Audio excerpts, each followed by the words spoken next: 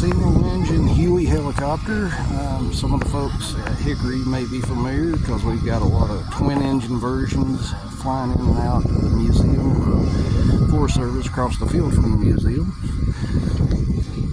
Let's see, I think there was some gun pods and other stuff on the other side I can get to. Hopefully not get close enough to the marsh to get snake bit. And oh, what we got here, 30 caliber minigun.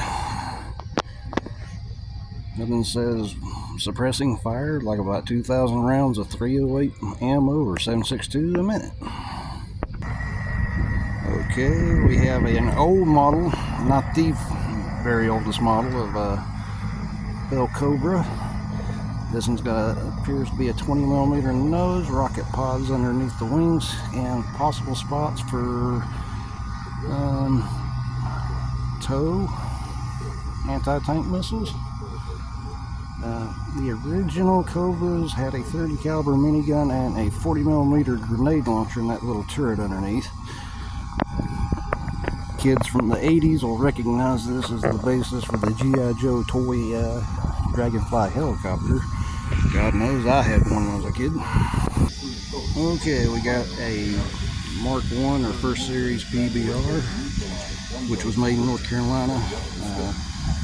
I forget which company made it, but they introduced commercial sport jet propulsion, which meant no shafts exposed to run around. You could pretty much run it all the way up shallow water until you can get the hull on the ground of the water.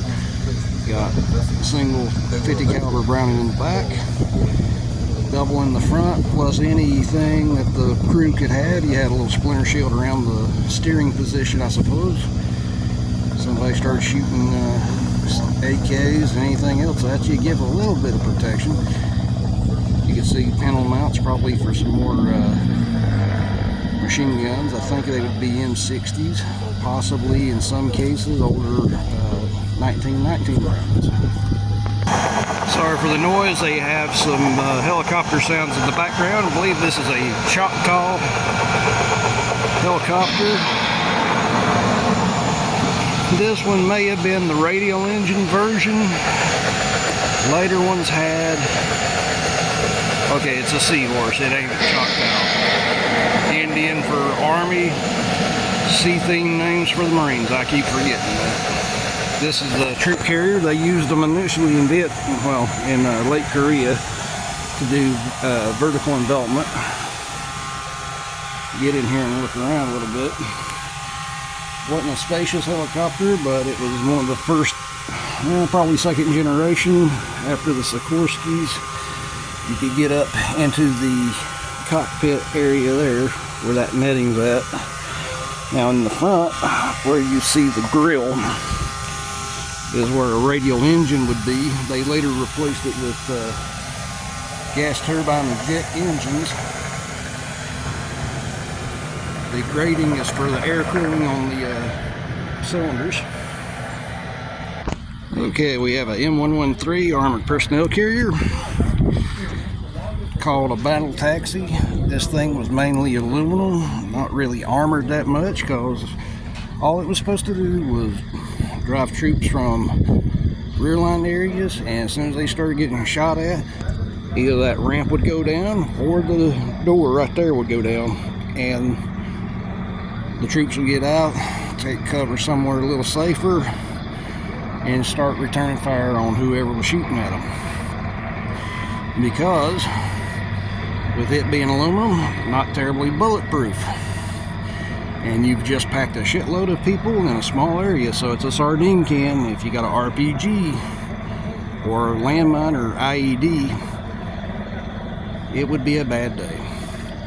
We have been sending a lot of these to Ukraine lately. They like them because I guess it's better than nothing, but some of them are modified for anti-tank missile launchers at the top called a hammerhead. This one isn't one of those. Okay, this is a M101A1 howitzer. It's a 105mm. We used it in World War II through Vietnam. In some areas it's still being used. Ukraine, I believe Taiwan. It may not be the newest system, but it's been a very good, solid, reliable artillery piece. So right ammunition, you can still do some damage with it. You just got to move it. That way they don't fire back. Now we have a M42 Duster. And this was basically a Chaffee light tank chassis that was modified to have a twin 40mm anti-aircraft gun. It wasn't exactly successful by the time it entered service because everything was jet powered, faster. There's no radar guidance, but 40mm Bofors, same thing that was on the aircraft carrier and the destroyer Laffey earlier. 40mm high explosive shells going through the jungle, proximity fuse, spreading shrapnel. It would ruin anybody's day, that's for dang sure.